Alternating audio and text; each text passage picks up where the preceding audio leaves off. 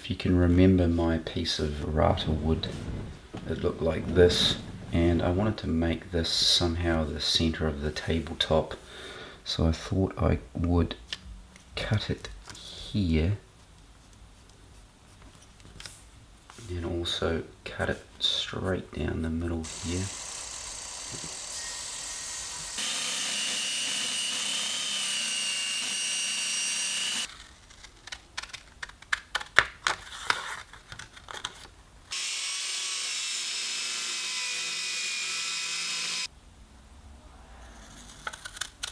Then I could flatten out or level out these sides.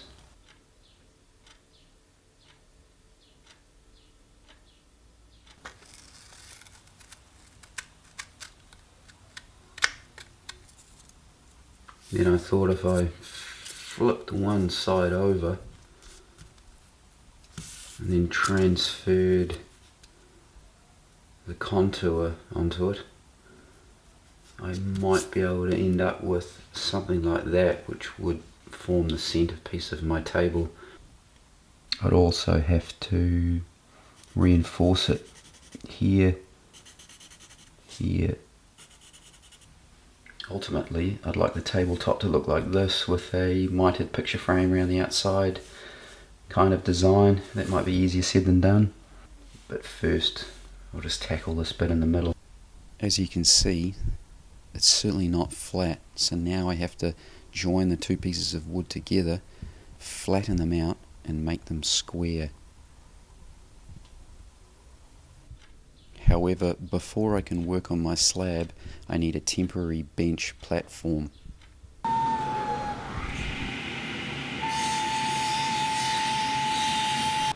not at all sure why all my drill presses sound like an elephant giving birth. I'm really going to have to fix that soon.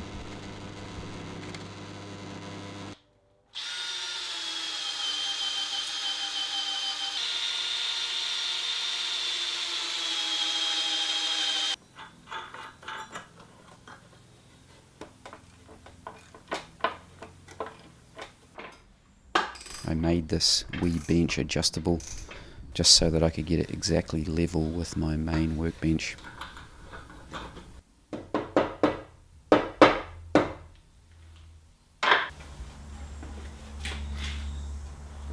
It turned out super solid.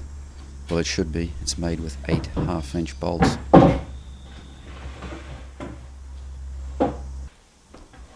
Now I can go ahead and join these two pieces of slab together.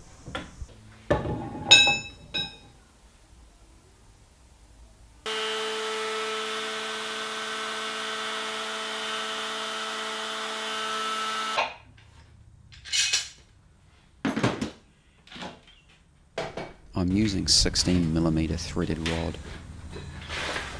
I don't want this thing falling apart under the weight of a hefty Sunday roast.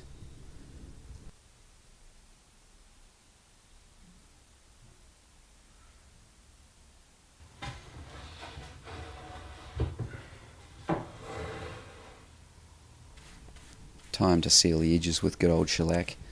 It's best to do it now because I'll never be able to get to it once the two pieces are joined together.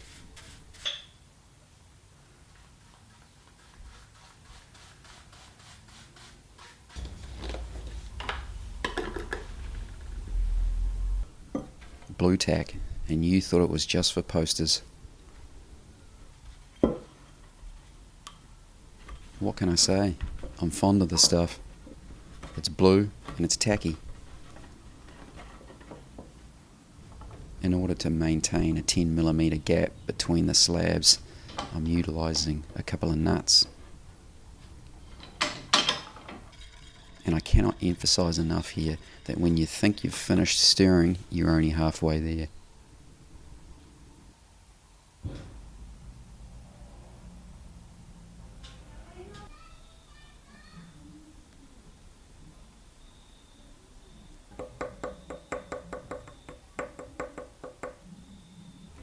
There's something extremely satisfying about pulling blue tack out of a mould.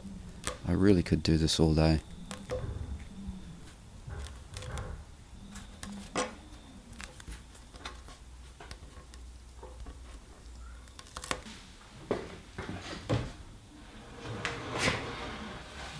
That worked out super solid. Now it's time to retrieve my nut.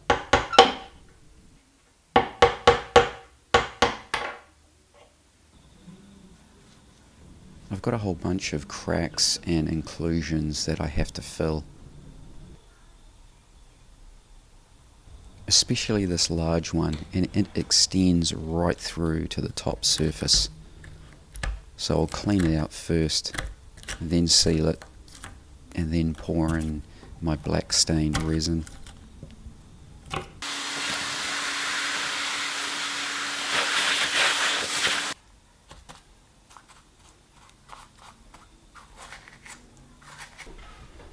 You can see that the shellac has seeped right through to the front side, and so definitely the resin's going to do the same.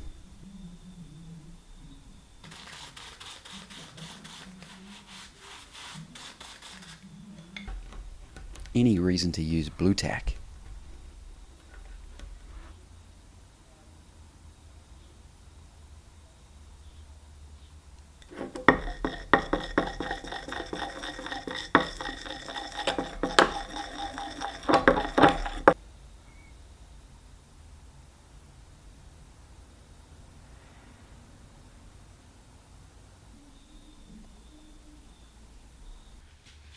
Alright, let's just take this off and see how we did.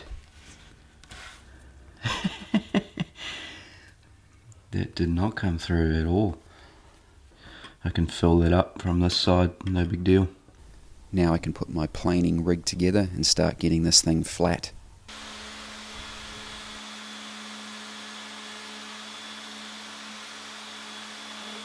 I'm starting with the underside first.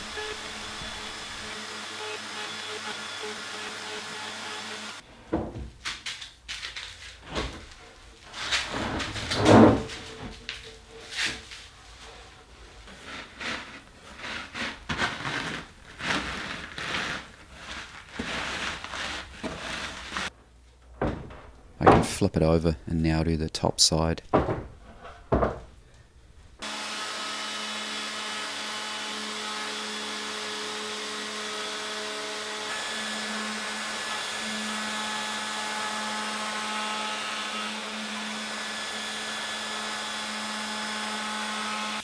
Now I've got to sort out the edges and make them square.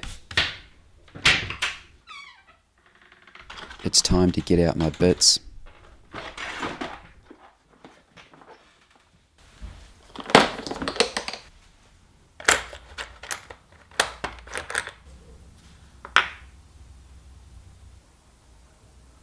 This bit's seen better days. Time to give it a tickle up. You've got to maintain your bits.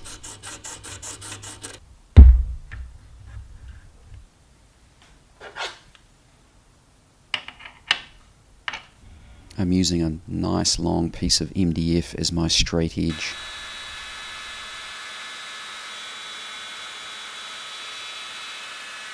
You've got to take it slow because you don't want this happening. Why did it happen? Probably as a result of not maintaining my bits.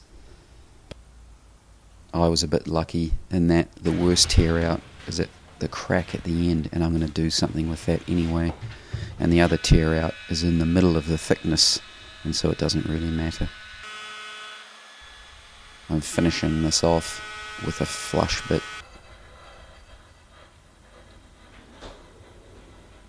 I'm doing exactly the same with the rest of the edges. It is difficult to get these square if you haven't got massive machinery. I left this unfinished because I didn't want to split it off with the router, so I'm flushing it down with sandpaper and a blade.